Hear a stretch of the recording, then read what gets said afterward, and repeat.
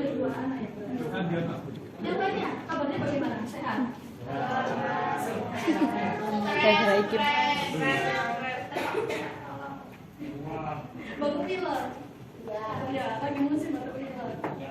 Apa sih minggu kemarin kita? Apa kayak? Itu memang kegiatan minggu kemarin ngapain aja?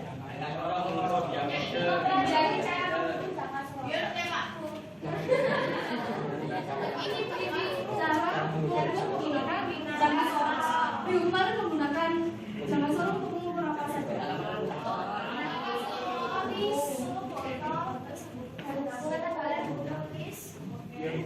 Oh iya, masih kosong. Kak Woko. Iya.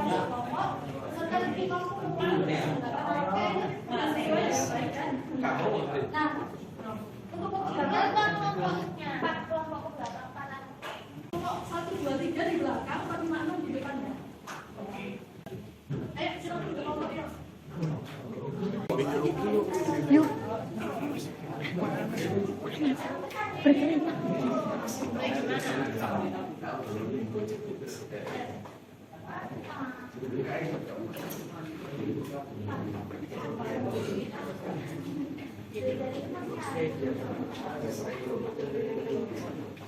Oke, semuanya menghadap ke depan yuk.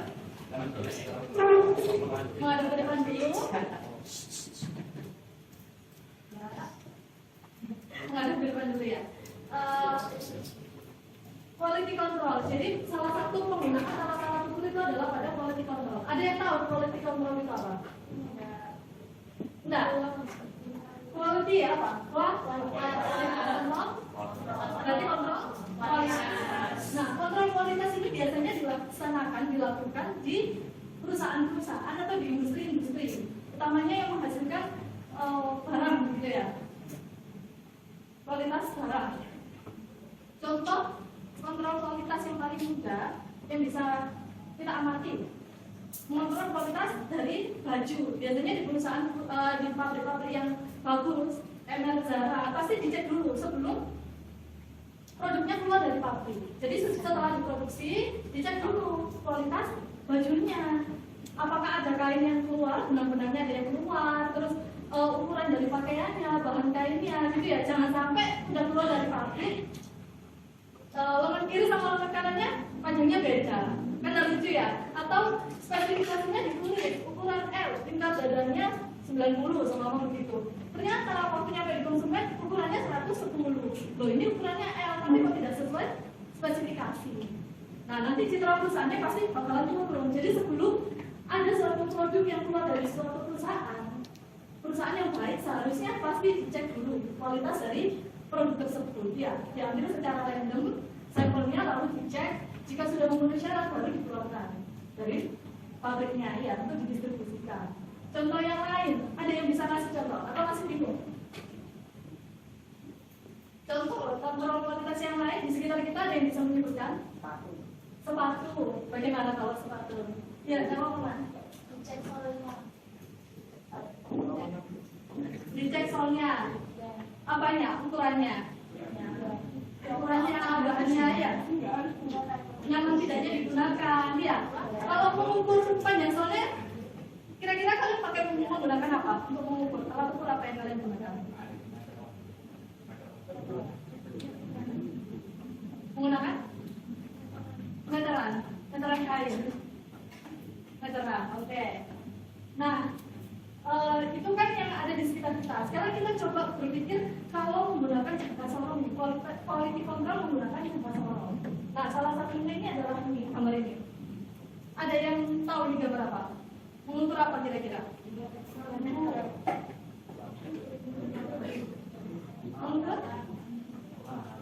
diameter dalam dari suatu benda dari satu benda, ya. Ini bentuknya pipa gitu ya. Nah, bisa dibayangkan ya kalau semua ada suatu perusahaan pipa, pabrik pipa. Pabrik pipa kan pasti sudah punya spesifikasi yang mereka tentukan. Ya, contohnya ditulis di pipanya spesifikasinya diameter dalamnya 5,5 24 sama seperti itu ya, diameter dalamnya 5,24 cm. Terus kalau semua nggak dicek dulu, ternyata diameternya berbeda-beda padahal tulisannya 5,24. Apa yang terjadi di konsumen? Pipanya tidak bisa, iya, tidak bisa disambungkan. Nah ini pipanya kecil, yang satunya pipanya besar. Akhirnya airnya bagaimana? Kalau mendistribusikan air, ya airnya bisa luber-luber gitu ya. Nah itu salah satu penggunaan dari jangka sorong di dunia industri ini. Lagi, ini mengukur apa kira-kira?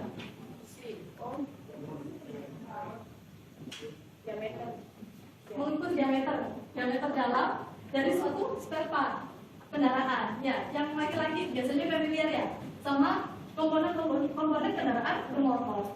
Komponen kendaraan bermotor antara satu komponen dengan komponen yang lain saling bersambungan tidak? Ya, saling bekerja sama membentuk satu sistem ya. Mesin itu kan suatu sistem. Kalau ada satu komponen yang rusak, ya sistemnya tidak bisa berjalan dengan baik. Makanya setiap komponennya pasti harus dipastikan dulu ukurannya, bukan hanya kinerjanya. Kinerjanya baik tapi tidak bisa dipasang ya buat apa ya? Nah, ini salah satunya yang paling penting juga di dunia otomotif. Pemakaian jangka sorong ini juga penting di dunia otomotif untuk mengecek ukurannya. Ukuran diameternya, diameter dalam, diameter luarnya, kedalaman. Nah, ini adalah gambar dari outlet. Ketebalan suatu outlet. Jadi kalau selama ini kita berpikir mungkin di dunia yang berbau-bau fisika saja jangka sorong digunakan, ternyata tidak. Penggunaannya itu juga sangat luas. Salah satunya di dunia farmasi. Jadi kalau di farmasi, selain dicek kelarutannya dalam air, kandungan-kandungannya, kira-kira dicek apa lagi kalau secara fisika? Secara fisika, apa? Secara fisiknya, diameternya, terus apa lagi? Volumenya boleh, diameternya, volumenya atau masanya. Kalau kalian beli obat, hari ini beli obat dengan merek yang sama, biasanya beli obat dengan merek yang sama ya. Terus ukurannya berbeda-beda. Kalian ragu tidak menggunakan obatnya? Ragu ya, hari ini belinya kecil, kok besok belinya besar ya? Dicek dulu, jangan sampai ukuran yang diterima oleh konsumen berbeda ya. Ada lagi yang terinspirasi quality control di sekitar kita, apa lagi? Tidak harus menggunakan jangka sorong. Silakan Mbak. Pabrik mie mengawasi bikinnya, mengawasi pembuatannya, ya. Atau kemasan. Oh, kemasannya, packagingnya harus bagus, tidak mengalami apa kebocoran ya. Terus masak ya. Kalau masak mengukurnya kemarin pakai apa masak? Menggunakan timbangan atau neraca ya. Nah, alat ukur yang akan kita pelajari pada hari ini itu ada misa dan juga jangka sorong atau vernier kaliper. Setidaknya ada 3 macam jangka sorong di pasaran, yaitu gel kaliper, vernier kaliper, dan digital kaliper. Kita akan mempelajari mengenai vernier kaliper ya. Yang paling umum digunakan vernier sama digital kaliper. Menurut kalian kan sudah ada digital kaliper, masih penting tidak untuk belajar yang manual? Kalau masih apa alasannya, kalau tidak apa alasannya? Kira-kira masih penting tidak belajar jangka sorong yang manual? Walaupun sudah ada jangka sorong yang digital. Soalnya kalau misalnya digital itu kan nggak akurat. Oh, karena tidak akurat. Ini berarti masih penting ya, masih penting. Ada yang jawabnya tidak penting untuk mempelajari jangka sorong yang manual? Karena susah. Kalau yang lainnya berarti penting? Penting ya? Kenapa kok kelasnya jadi hening? Biasanya kalian aktif, kenapa kok jadi hening? Siapa yang penting? Yang menganggap belajar? Yang penting, oke. Yang menganggap tidak penting?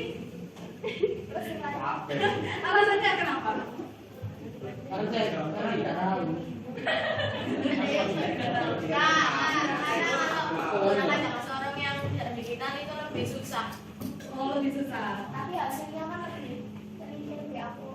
Iya, kalau saya itu agak. Salahnya itu warna apa? Itu dua-duanya. Oke, jadi saya ada cerita mengenai salah satu alumni kalian. Alumni kalian yang sekarang, ya bukan sekarang, ya yang bekerja di konstruksi, di bidang konstruksi. Jadi suami saya itu alumni dari SMA Negeri 19. Terus setelah itu suami.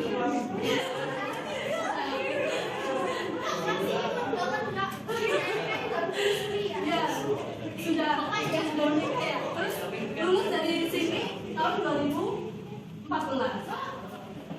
Ini saya lulus dari lulus dari SMA 19 tahun 2014. Melanjutkan kuliah di ITS. Di sini ada yang pengen masuk di ITS? Iya.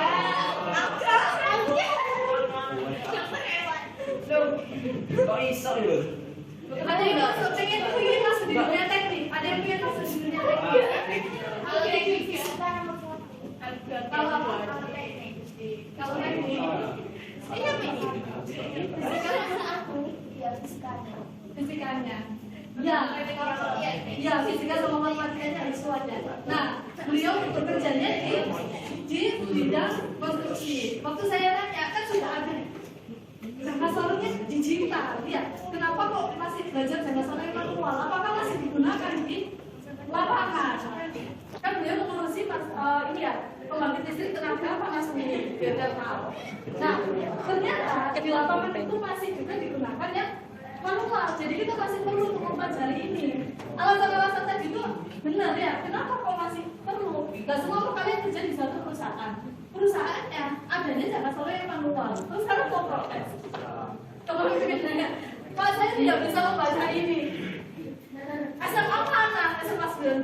Ya jangan sampai begitu ya. Harus bisa membacanya. Karena itu tadi penggunaan alat-alat ukur bukan hanya di bidang fisika. Ternyata di dunia farmasi, di dunia kedokteran pun ada penggunaan alat ukur. Untuk kedepannya kalian kalau mempelajari alat ukur kalian harus bersemangat. Jangan sampai tidak bisa ya. Jangan sampai tidak bisa.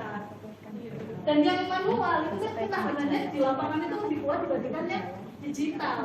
Karena di lapangan bisa jadi kalau sebelum kita ada hujan ada apa itu sebelum paham. Jadi penggunaan yang manual itu harus kalian pelajari walaupun sudah ada dan tentunya digital. Nah, sekarang sebelum melangkah ke jangka sorong kita pakai pemanasan dulu. Alat ukur yang paling gampang. Garis. Semuanya sudah ada. Assalamualaikum warahmatullahi wabarakatuh. Mohon izin Bapak Ibu pengajar. Yuk coba penggarisnya diamati. Sudah dapat semua ya dapat kelompok. Oke. Penggarisnya ini panjangnya berapa? 30 apa? Di antara angka 0 sampai 1 itu kan ada strip-stripnya ya. Strip-stripnya. Gak apa-apa, aku seneng ini. Strip ada berapa?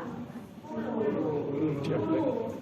Ada yang tahu masing-masing strip itu bernilai berapa? 0,1 apa?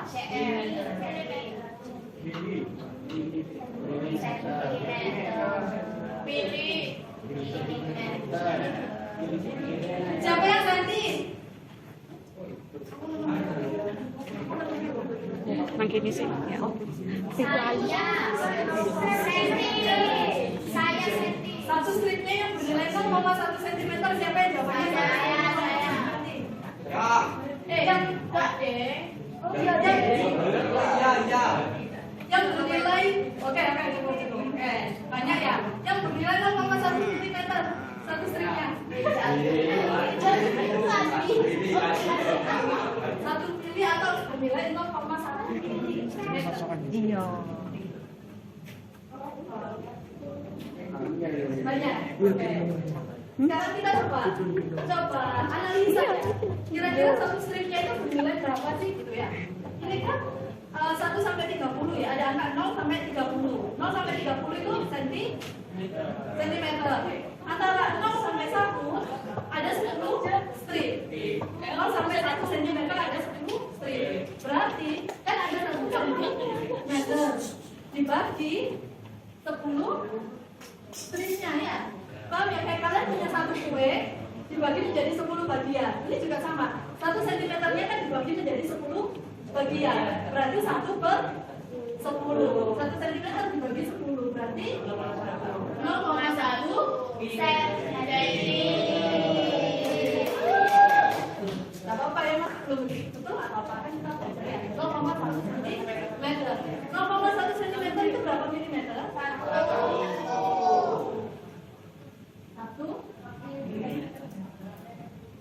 berarti masing-masing garis kecil-kecil ini bernilai 0,1 cm atau 1 milimeter. Nah ini hasil pengukurannya kan berarti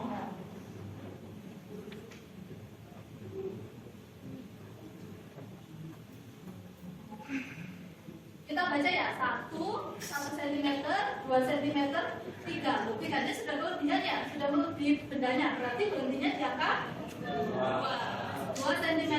Kita pakai 8 cm dulu. 2 cm. 2, ya kan ini koma ya 0,1, 2,1, 2,2, 0,3, 0,4, 2,5, 2,6 cm.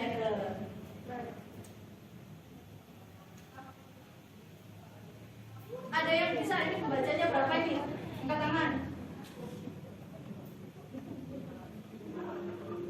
Ya silakan Mbak. Berapa? 3,7 cm. Kalau dijadikan milimeter?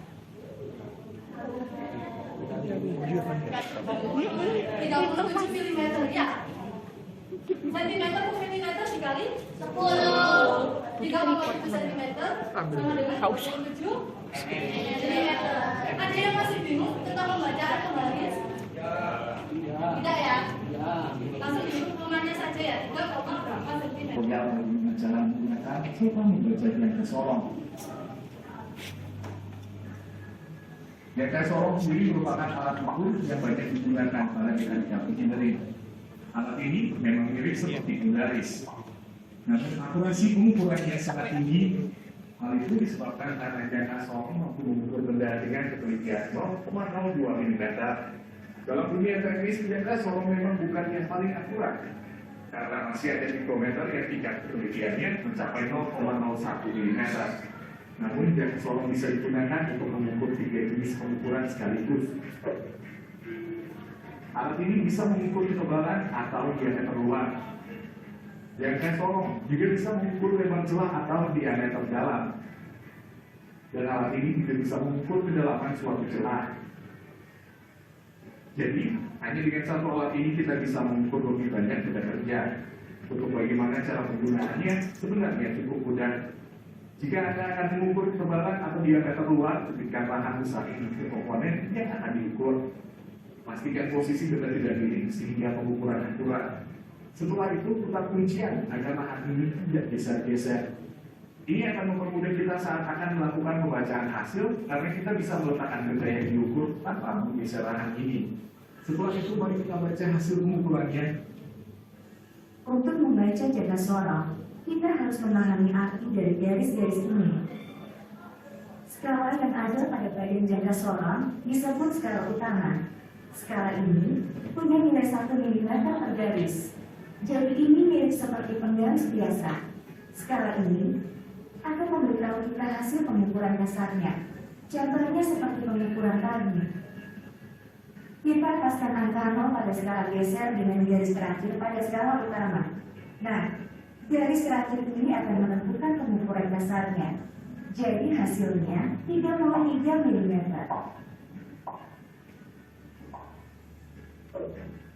Untuk skala geser yang ada di bawah digunakan untuk menentukan nilai harusnya atau nilai komanya. Nah, berbeda dengan skala utama, skala geser ini punya nilai 0,02 mm tiap garisnya. Untuk mencari nilainya dibutuhkan sedikit ketelitian. Pasalnya, kita harus mencari garis yang menyambung antara skala utama dan skala geser. Garis ini akan menunjukkan berapa nilai komanya. Jadi tinggal hitung saja. Ini 5 plus 1 strip. Jadi 0,5 ditambah 0,02, hasilnya 0,02. Kalau digabungin, maka hasil pengukuran diameter piston adalah 33 ditambah 0,52 mm. Hasilnya 33,52 mm. Kalau kalian akan mengukur lewat suatu celah, tidak masukkan tanah kecil ini ke dalam celah yang diukur. Pastikan posisi benda yang diukur tegak lurus dengan jangka sorong. Begitupun dengan kedalaman, pastikan posisi jangka sorong juga tegak lurus dengan benda yang akan diukur. Ini dilakukan agar pengukurannya akurat. Setelah itu tinggal baca hasilnya. Caranya sama kayak tadi, mudahkan. Subscribe channel kami, karena ke depan kita bakal bahas hal lain tentang kita ini.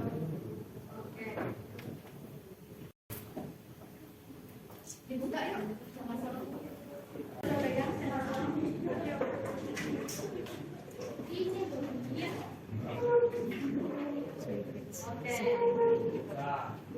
Di jangka sorong kan terdapat skala utama ya, tadi disebutkan terdapat skala utama yang mirip dengan penggaris. Mirip dengan penggaris. Masing-masing kelompok satu anak duduk aja dulu. Dipegang skala utamanya. Yang mirip dengan penggaris mana? Skala utama. Skala utamanya yang mirip dengan penggaris. Diberikan ke sebelahnya. Jangan sebelahnya. Oke. Sekarang kita belajar tentang yang rahang gesernya ini. Skala nonius. Skala nonius. Coba dipegang. Skala noniusnya yang mana? Skala nonius. Yang bawah yang dibaca skala nonius. Skala nonius yang satuannya sentimeter. Kalau yang atas ini juga nonius, tapi satuannya apa? Inci. Yang atas. Coba dilihat. Yang atas ini, ya ada tulisannya in ya. Yang atas itu inci. Karena di negara kita kan masih umumnya menggunakannya kan satuan internasional. Satuan internasional kan meter. Diturunkan meter, jadinya dibagi lagi menjadi 100 bagian, jadinya sentimeter. Kita pakainya yang sentimeter sama milimeter saja ya. Nah pakai yang inci. Yang bawah ini ya. Ini namanya skala nonius. Satuannya satuannya milimeter. Dipegang yuk. Mana? Oke. Skala nonius. Skala noniusnya yang mana? Oke. Sudah tahu ya? Skala utama itu yang panjang. Skala nonius yang ada di bawah kecil ya. Sekarang kita coba mereview kembali yang kemarin. Mengukur diameter luar. Ya, diameter botol. Diameter luar. Diameter luarnya dari botol. Ada ya? Botolnya Kalau mengukur diameter luar menggunakan yang bawah atau yang atas? yang bawah. Coba jangan sampai ini diberikan ke sebelahnya. Kita mengukur yang bawah. Coba ditaruh saja yuk.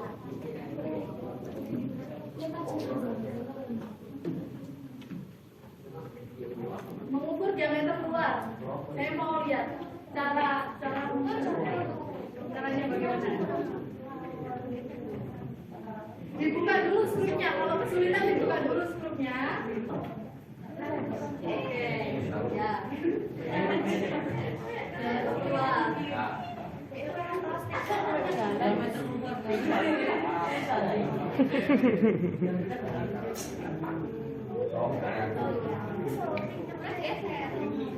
Kalau sudah ditancapkan, bisa diputar skrupnya, dikunci. Jadi bendanya bisa kita letakkan, nanti kita bisa baca ya. Pembacaannya nanti dulu. Penting tahu cara penggunaannya dulu.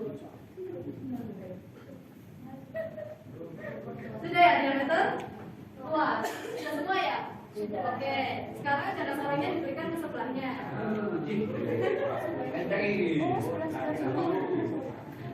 Kita coba mengukur diameter dalam. Diameter dalam. Kalau diameter dalam pakai bagian yang bawah atau yang atas? Coba ukur diameter dalam.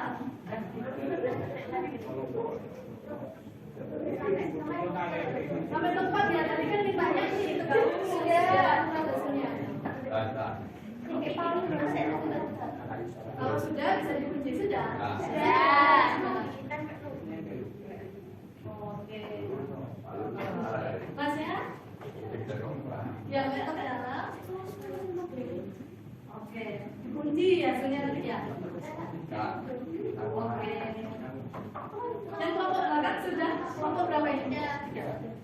Sudah. Bagaimana tadi? Ya. Diameter. Oke. Sudah bisa ya? Mengukur diameter luar, mengukur diameter dalam. Selanjutnya ada bagian ekor. Untuk mengukur apa ini ekornya? Dalaman. Bagaimana cara mengukur kedalaman? Saya mau lihat. Menggunakan bagian ekornya. Kedalaman.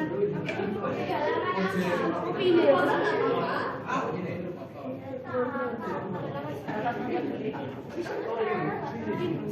Bagaimana cara mengukur kedalaman? Ya, sampai klik ya, sampai pas. Nah, terus dikunci, sudah dikunci semuanya. Oke. Bawa sini, mengukur kedalamannya bagaimana? Oke, ya. Kalau berdua, ya, yang silakan. Ya, mau berdua Haji. Sudah. Mengukur kedalaman, biar sudah itu plan. Ini plan. Oke. Mengukur kedalaman. Saatnya jam kedua dimulai. It's time to begin the second lesson.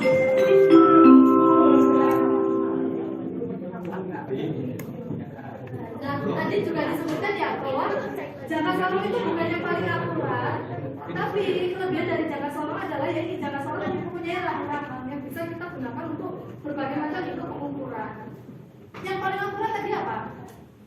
Alat ukur apa ya? Kalau memperhatikan videonya lebih akurat daripada jangka sorong. Mikrometer. Kalau kita mengukur ketebalan kertas, kita pakainya mikrometer. Kalau jangka sorong masih belum akurat. Kalau tipis kita menggunakannya mikrometer screw ya, karena jangka sorong belum akurat, tapi kelebihannya jangka sorong yaitu tadi bisa digunakan untuk berbagai macam pengukuran.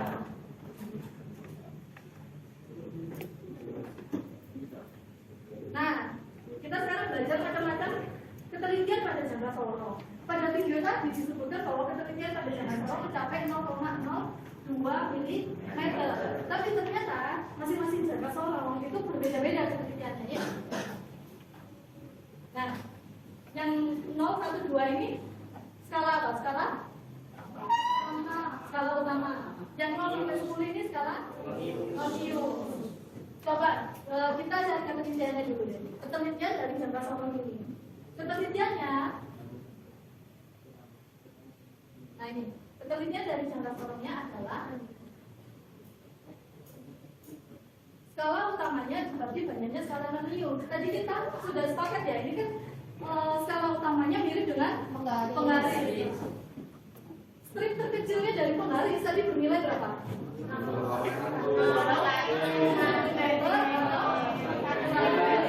Meter. Berarti ketelitiannya adalah ketelitian jangka sorongnya adalah 1 mm.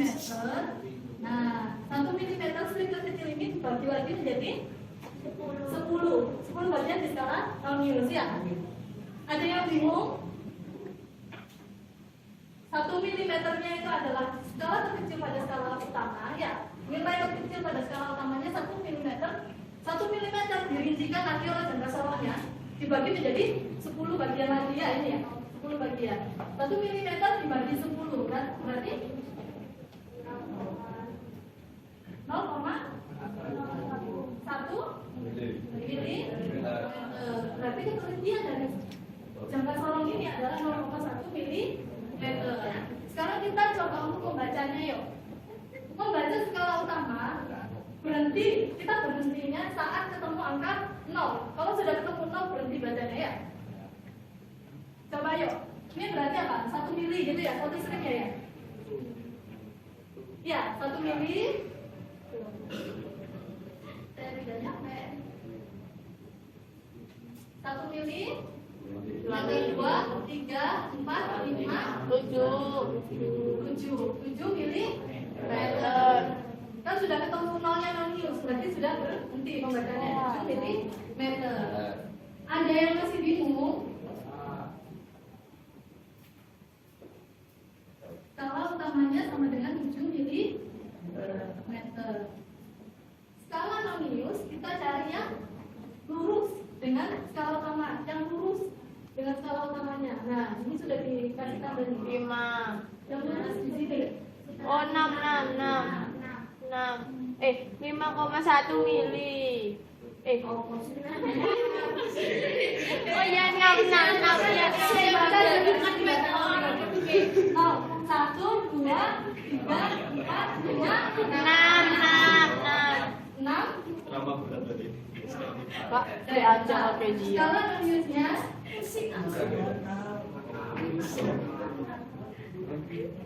6 stripnya, ya kan? Stripnya tadi ada 6, kalikan dengan penelitiannya 6 dikali 0,1 milimeter, berarti 0,6. Nah, hasil pembacaannya totalnya berapa? 7. Hasil pembacaannya adalah skala utama ditambah skala noniusnya, berarti 7 milimeter ditambah 0,6 milimeter, jawabannya 7,6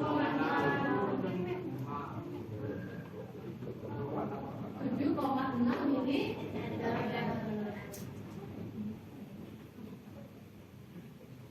Ada yang masih bingung?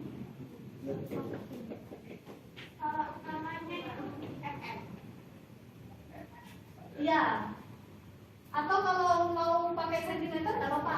Kan tadi bisa satu stripnya bisa bernilai 1 mm atau bernilai 0,1 cm ya, kembali tadi ya, 0,1 cm. Berarti kalau pakai sentimeter 0,1 nyampe 0,1, 0,2, 0,3, 0,4, 0,5, 0,6, 0,7. Tapi 0,7-nya sentimeter. Ini ya. 0,7 cm. 0,7 cm kalau dijadikan milimeter kali 10, jadinya 20 milimeter. Sama saja ya. Kalian bacanya boleh pakai senti, boleh pakai mili. Kalau pakai mili ya itu setiap stripnya itu sudah bernilai 1. Kalau senti kan setiap strip kecilnya bernilai 0,1. Yuk, ada yang bisa membacanya ini berapa? Hasil pengukurannya. Ada yang mau maju mengerjakan? Belum ada yang berani? Kita coba cari dulu penelitiannya yuk. Penelitiannya sama ya tadi. Penelitiannya adalah 1 mm, ya pasti 1 mm dibagi 10 ya, sama-sama 10 ya. Skala noniusnya ada 10, yang bawah ini ada 10, berarti 1 mm dibagi 10. Jawabannya 0,1 mm. Sekarang skala utama tadi bacanya sampai kita ketemu nolnya nonius.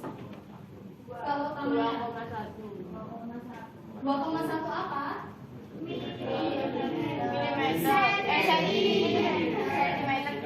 Ya, sama kayak penari. 2,1 cm. Jadi milimeter sama dengan 21 milimeter. 21 milimeter. Terus yang skala nonius kita cari yang lurus dengan atasnya. Berapa? Hitung aja langsung. Strip ke berapa? Strip ke 1, 4. nolnya ke sini. Oh, 3. 1, yang ketiga 0, 1, 2, 3. Skala noniusnya 3 kali 0,1 milimeter. 0,1 milimeter. Oke, 0,3 milimeter. Totalnya berarti 21 21 tambah 0,3 sama dengan 21,3 mili. Kalau dijadikan sentimeter? Oh, ya, 2,13 nanti.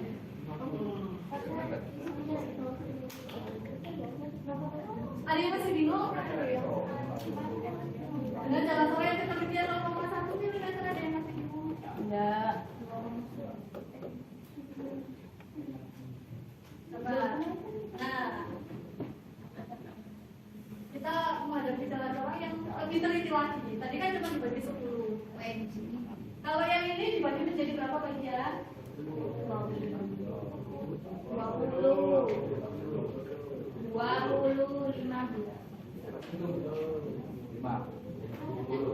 Kan setiap skala ini ya, ada angka 1, 2, 3, 4, 5, 6, 7, 8, 9, 10. Nah, strip-stripnya itu jumlahnya ada 20. Karena apa? Ini kan satu bagiannya dibagi lagi menjadi 2 ya. 1, 2, 3, 4, 5, 6, 7, 8 sampai sini nanti 20 dikali 2 ya. Ada yang bingung? Nah, berarti ini kan skala nulisnya ada 20 strip ya, ada 20 garisnya ya. Garis strip itu ada 20. Kita hitung yuk, penelitiannya berarti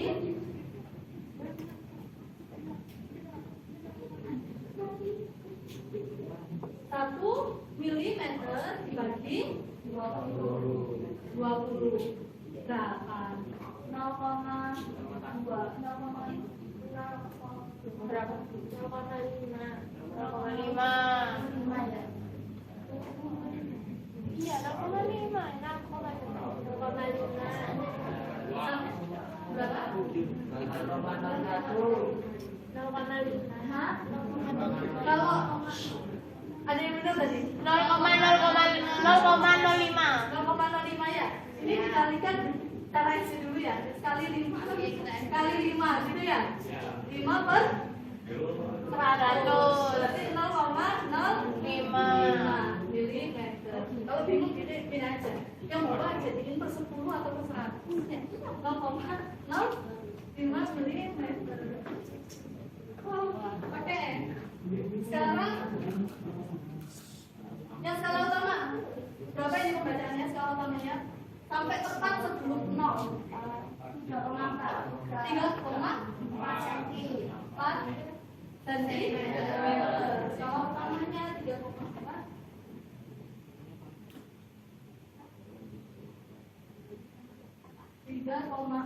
Cm. Kalau dijadikan ini 44 berapa? 34 mm.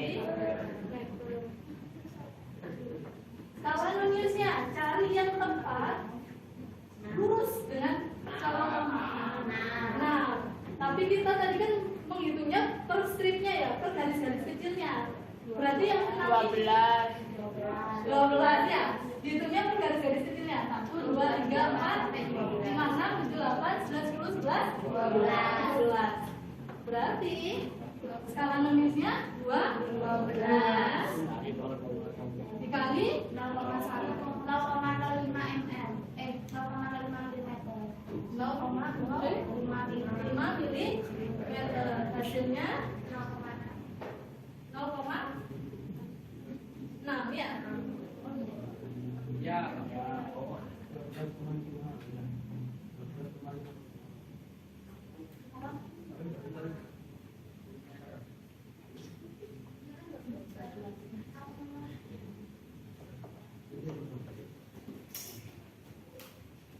kami tahu ya. 4,6. Ya, hasilnya adalah 34,6.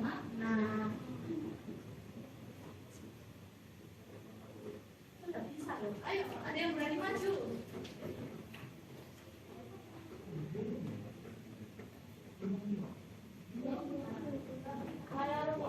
Kok susah itu? Sama.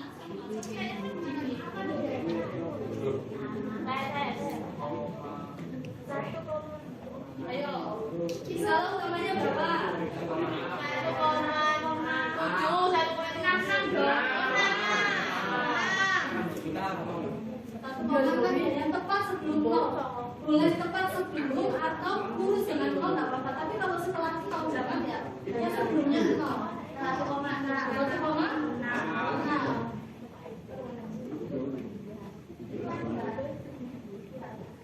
Oh dia udah.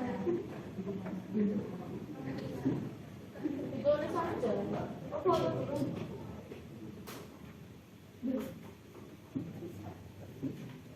Mana anu, sebentar. 1, berapa tadi? 6. Kalau apa yang pertama? Kalau utamanya 1,6 Berarti 16 milimeter. Kalau nulisnya Kok bisa? Ya dulu. Oh ya, itu stripnya ya? Ya, Stripnya ya, karena 7. Iya.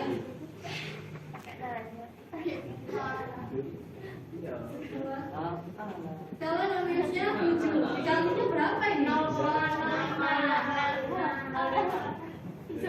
Ada yang bingung 0,05-nya dari mana? Enggak, dari itu yang Enggak ya, sama soalnya tadi ya, 1 mm dikali 20.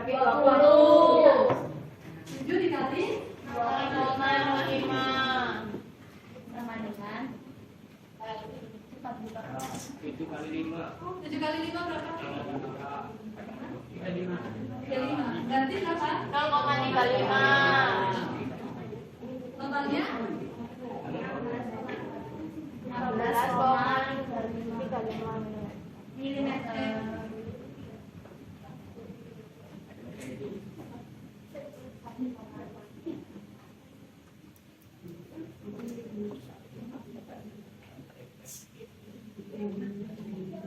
Nah, bisa yang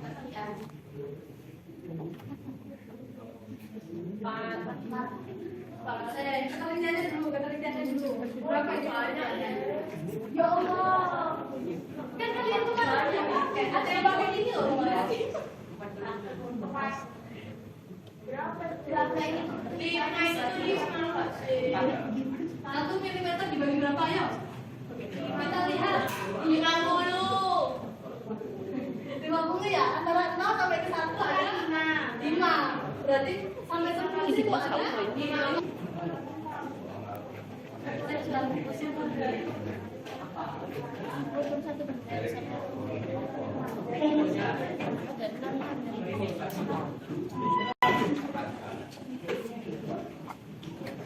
Ada yang belum.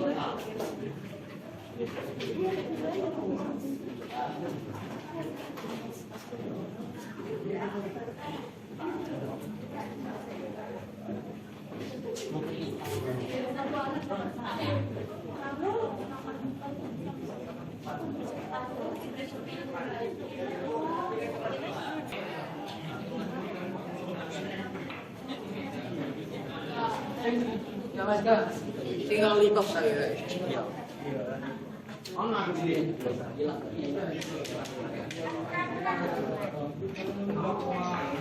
Iya tinggal keluar.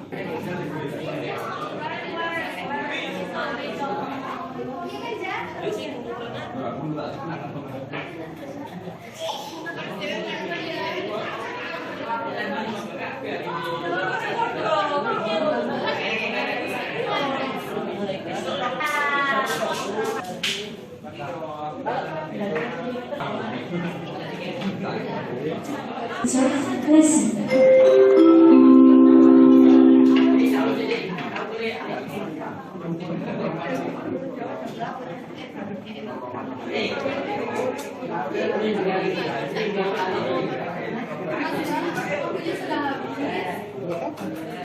Pembelajaran ada yang saya akhiri ya. Iya, oh kameranya boleh dibawa. Tapi jangan sorenya dikembalikan. Kan sudah belum dah. Dilanjutkan di berapa?